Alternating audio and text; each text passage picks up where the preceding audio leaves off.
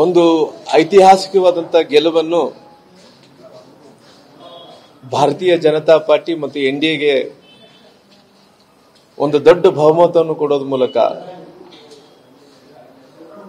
ಆ ಜನರು ಅಲ್ಲಿದ್ದಂತ ಏನು ಗಠಬಂಧನ ಮಾಡಿಕೊಂಡು ಕಾಂಗ್ರೆಸ್ ಆರ್ಜೆಡಿ ಪಾರ್ಟಿಗೆ ಒಂದು ಗಟ್ಟಿಯಾದಂತ ಜನರು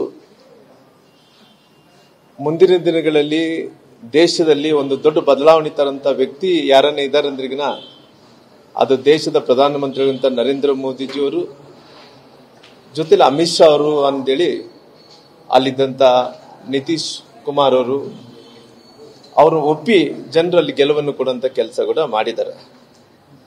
ಕಾಂಗ್ರೆಸ್ ನಾಯಕರಿಗೆ ತಲೆ ಕೆಟ್ಟು ಸೋತಿದ ಮೇಲೆ ಮತಿಭ್ರಮಣೆ ಆಗಿ ಇವತ್ತು ಕರ್ನಾಟಕದಲ್ಲಿ ಕೂಡ ಇವತ್ತು ಧರಣಿಯನ್ನು ಕೂಡ ಮಾಡ್ತಾ ಇದ್ದಾರೆ. ಯಾವ ಮಕ ಹಿಡ್ಕೊಂಡು ಅವರು ಹೋರಾಟವನ್ನು ಮಾಡ್ತಾ ಇದ್ದಾರೆ ಅಂತೇಳಿ ಒಂದು ಗೊತ್ತಿಲ್ಲ. ಏನು ಈ ಓಟು ಚೋರಿ ಆ ಚೋರಿ ಈ ಚೋರಿ ಅಂತೇಳಿ ನಿಮಗೆ ಗೆಲ್ಲಲಿಕ್ಕೆ ಕೈ ಆಗ್ಲಾರ್ದಂತೆ ಜನರು ತಿರಸ್ಕಾರವನ್ನು ಮಾಡಿದಾರ.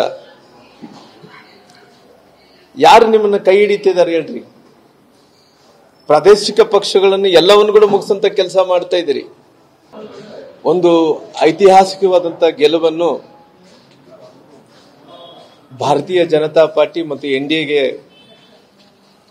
ಒಂದು ದೊಡ್ಡ ಬಹುಮತವನ್ನು ಕೊಡೋದ್ರ ಮೂಲಕ ಆ ಜನರು ಅಲ್ಲಿದ್ದಂತ ಏನು ಗಠಬಂಧನ ಮಾಡಿಕೊಂಡು ಕಾಂಗ್ರೆಸ್ ಆರ್ಜೆಡಿ ಪಾರ್ಟಿಗೆ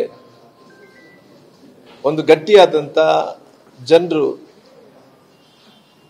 ಮುಂದಿನ ದಿನಗಳಲ್ಲಿ ದೇಶದಲ್ಲಿ ಒಂದು ದೊಡ್ಡ ಬದಲಾವಣೆ ತರಂತ ವ್ಯಕ್ತಿ ಯಾರನ್ನ ಇದ್ದಾರೆ ಅಂದ್ರಿಗಿನ ಅದು ದೇಶದ ಪ್ರಧಾನಮಂತ್ರಿಗಳಂತ ನರೇಂದ್ರ ಮೋದಿಜಿಯವರು ಜೊತೆಲಿ ಅಮಿತ್ ಶಾ ಅವರು ಅಂತೇಳಿ ಅಲ್ಲಿದ್ದಂತ ನಿತೀಶ್ ಕುಮಾರ್ ಅವರು ಒಪ್ಪಿ ಜನರಲ್ಲಿ ಗೆಲುವನ್ನು ಕೊಡುವಂತ ಕೆಲಸ ಕೂಡ ಮಾಡಿದ್ದಾರೆ.